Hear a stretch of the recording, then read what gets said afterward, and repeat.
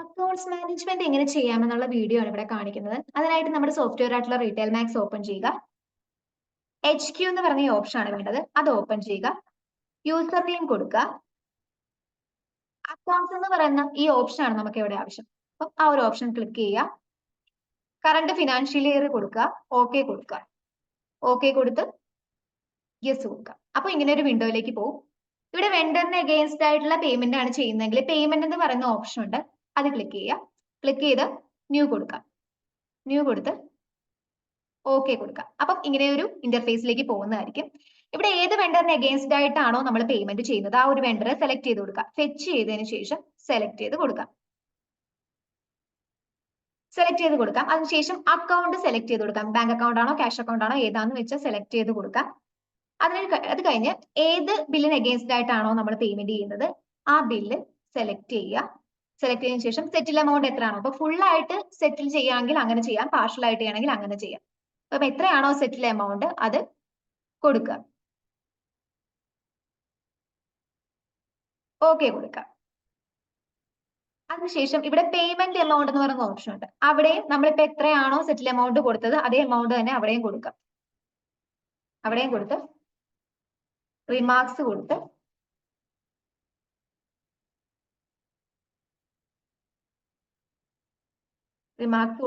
Okay കൊടുക്കാം. Okay കൊടുക്കുമ്പോൾ നമുക്ക് ആ ഡീറ്റെയിൽസ് ഇവിടെ ആ പേയ്മെന്റ് ചെയ്ത ഡേറ്റ്, വെണ്ടർ നെയിം, അതേപോലെ സെറ്റിൽ ചെയ്ത എമൗണ്ട് ഒക്കെ ഇവിടെ കാണാൻ പറ്റും. അതേപോലെ തന്നെ നമുക്ക് കസ്റ്റമർ സെറ്റിൽമെന്റും ചെയ്യാം. അപ്പം ഞാൻ മുമ്പത്തെ വീഡിയോയിൽ കാണിച്ചിട്ടുണ്ടായിരുന്നു ക്രെഡിറ്റ് സെയിൽ ചെയ്യുന്ന കാര്യം. അപ്പം അത് ഇവിടെ എഫക്ട് ചെയ്യുന്നതായിട്ട് നമുക്ക് കാണാൻ പറ്റും. അതിന് വേണ്ടിയിട്ട് റെസീപ്റ്റ് എന്ന് പറയുന്ന ഈ ഓപ്ഷൻ എടുക്കുക. ന്യൂ കൊടുക്കുക. ഓക്കെ കൊടുക്കുക. ഇവിടെ നമ്മൾ വെണ്ടർ സെറ്റിൽമെന്റ് ചെയ്തതുപോലെ തന്നെയാണ്, അതേ പ്രോസസ്സ് തന്നെയാണ് കസ്റ്റമർ സെറ്റിൽമെന്റിന് ചെയ്യുന്നത്. ഇവിടെ ആദ്യം നമ്മൾ കസ്റ്റമറെ സെലക്ട് ചെയ്യുക. ഫെച്ച് ചെയ്തിട്ട് ഏത് കസ്റ്റമർ അഗെയിൻസ്റ്റ് ആയിട്ടാണോ പേയ്മെന്റ് ചെയ്യുന്നത് ആ കസ്റ്റമറെ സെലക്ട് ചെയ്യുക. അക്കൗണ്ട് ഏതാണോ, ബാങ്ക് അക്കൗണ്ട് ആണോ ക്യാഷ് അക്കൗണ്ട് ആണോ അത് സെലക്ട് ചെയ്ത് കൊടുക്കുക. അതിനുശേഷം ഏത് ബില്ലിന്റെ അഗെയിൻസ്റ്റ് ആയിട്ടാണോ നമ്മൾ പേയ്മെന്റ് ചെയ്യുന്നത് ആ ബില്ല് സെലക്ട് ചെയ്ത് സെറ്റിൽ എമൗണ്ട് എത്രയാണോ അത് കൊടുക്കുക. ഓക്കെ കൊടുക്കുക. അതേ എമൗണ്ട് തന്നെ എത്രയാണോ സെറ്റിൽ എമൗണ്ട് കൊടുത്തത് അതേ എമൗണ്ട് തന്നെ ഇവിടെ എമൗണ്ടിന്റെ ആ ഒരു കോളത്തിൽ നമുക്ക് കൊടുക്കാം. കൊടുത്ത് ഇവിടെ റിമാർക്സ് കൊടുക്കാം.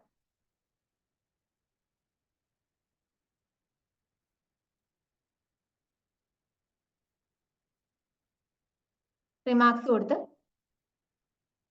ഓക്കെ കൊടുക്കാം. ഓക്കെ കൊടുക്കുമ്പോഴേക്കും ആ ഒരു കസ്റ്റമറിന്റെ നെയിമും അതേപോലെ തരാനുള്ള എമൗണ്ടും കാര്യങ്ങളൊക്കെ ഇവിടെ കാണിക്കും.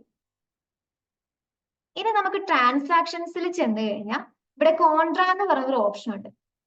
അതെന്ന് പറഞ്ഞു കഴിഞ്ഞാൽ cash and bank deposit manage ചെയ്യാനുള്ള ഒരു ഓപ്ഷനാണ്. ഇത് കൊടുത്തു കഴിയുമ്പോഴേക്കും അതിനുള്ള ഒരു ഓപ്ഷൻ നമുക്ക് കാണാൻ പറ്റും. അതേപോലെ തന്നെ ട്രാൻസാക്ഷൻസിൽ പെറ്റി ക്യാഷ് പേയ്മെന്റ് എന്ന് പറയുന്ന ഓപ്ഷൻ ഉണ്ട്. ഇതെന്ന് വെച്ച് കഴിഞ്ഞാൽ എക്സ്പെൻസ് കാൽക്കുലേറ്റ് ചെയ്യാനുള്ള ഓപ്ഷൻ ആണ്. അത് ന്യൂ കൊടുത്തിട്ട് പേ നെയിം കൊടുക്കുക.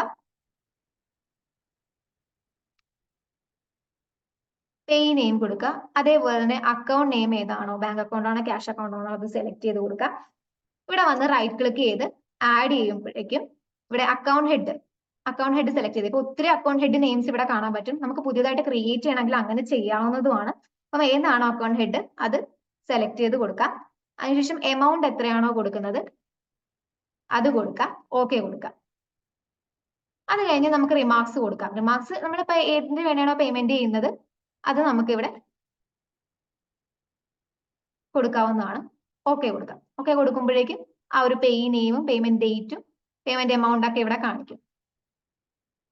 ഇനി റിപ്പോർട്ട് എന്ന് പറയുന്ന ഒരു ഓപ്ഷൻ, റിപ്പോർട്ട്സ് എന്ന് പറയുന്ന ഒരു ഓപ്ഷൻ എടുത്തു കഴിയുമ്പോഴേക്കും ഇവിടെ അക്കൗണ്ട് പേയബിൾ എന്ന് പറഞ്ഞ ഈ ഓപ്ഷൻ ഓപ്പൺ ചെയ്ത് വെണ്ടർ സമ്മർ നോക്കി കഴിഞ്ഞു കഴിഞ്ഞാൽ നമുക്ക് ഇവിടെ ഓള് കൊടുത്തു കഴിഞ്ഞാൽ എല്ലാ വെണ്ടേഴ്സിന്റെ പേയ്മെന്റ് സമ്മർ നമുക്ക് അറിയാൻ പറ്റും. നമുക്ക് ഏതെങ്കിലും പർട്ടിക്കുലർ ആയിട്ടുള്ള ഒരു വെണ്ടറിനെയാണ് സെലക്ട് ചെയ്യുന്നതെങ്കിൽ അത് സെലക്ട് ചെയ്ത് ഓക്കെ കൊടുത്തു കഴിയുമ്പോഴേക്കും നമുക്ക് അവരുടെ ബില്ല് കാണാൻ പറ്റും. സെറ്റിൽ എമൗണ്ടും അതുപോലെ ബാലൻസ് എത്രയാണോ അതെല്ലാം നമുക്ക് കാണാൻ പറ്റും. അതേപോലെ തന്നെ കസ്റ്റമർ സമ്മറി നമുക്ക് അറിയാൻ പറ്റും. അതിനായിട്ട് അക്കൗണ്ട്സ് റിസീവബിൾ എന്ന് പറയുന്ന ഈ ഓപ്ഷൻ എടുത്ത് കസ്റ്റമർ സമ്മറി എന്ന് പറഞ്ഞ ഈ ഓപ്ഷൻ ക്ലിക്ക് ചെയ്യുക. ക്ലിക്ക് ചെയ്തതിന് ശേഷം ഏതാണോ കസ്റ്റമർ ആ കസ്റ്റമറെ സെലക്ട് ചെയ്ത് ഓക്കെ കൊടുത്തു കഴിയുമ്പോഴേക്കും ആ ഒരു സെറ്റിലെ എമൗണ്ടും അതുപോലെ ബാലൻസ് എത്ര തരാനുണ്ട് ആ ഒരു എമൗണ്ട് ഒക്കെ ഇവിടെ കാണാൻ പറ്റും.